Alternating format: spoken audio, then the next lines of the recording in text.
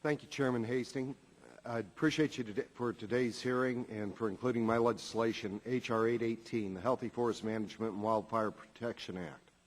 I would also like to thank Commissioners John Martin and Cindy Dozier, who are willing to make the trip out from Colorado to be able to speak on an issue that they know as well as anyone.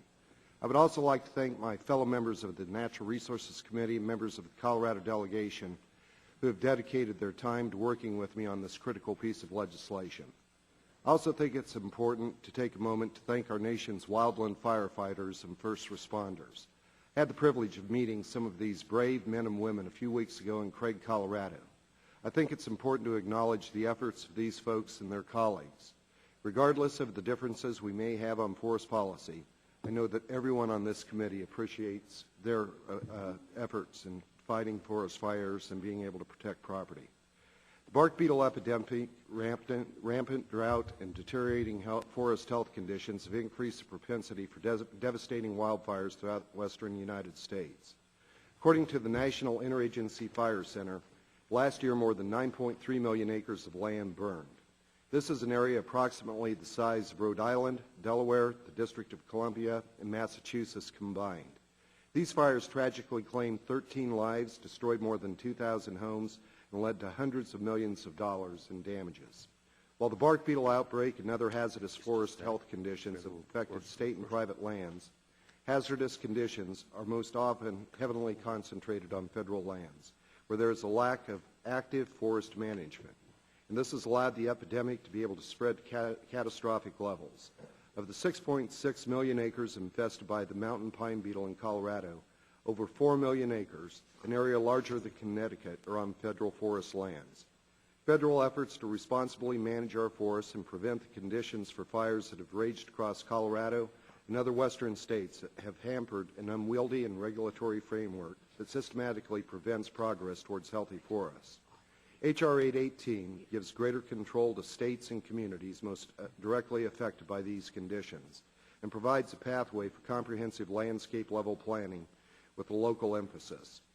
Tools that give greater voice to local communities in decision-making have historically been among the most effective and broadly supported land management measures, and this very notion is at the heart of this bill.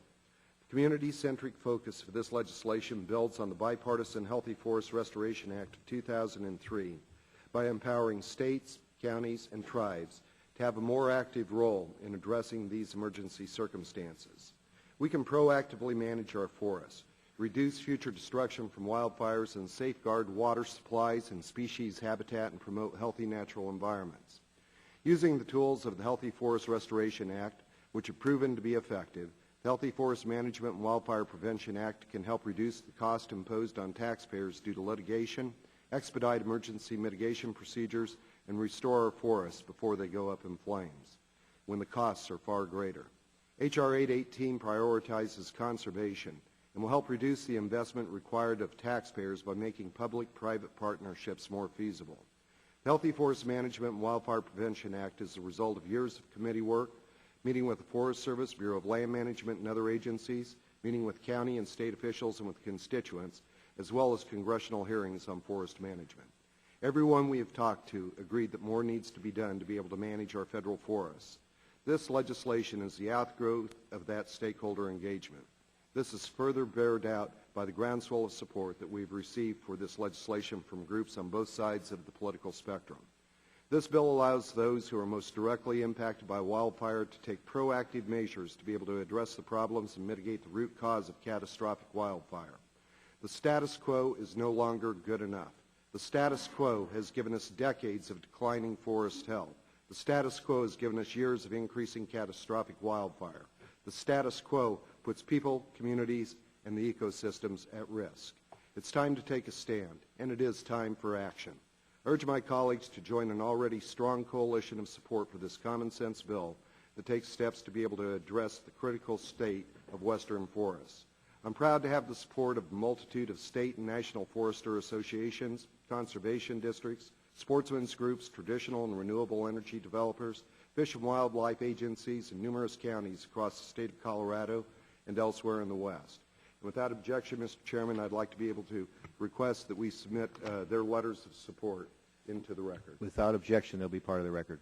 Thank you, and I yield back.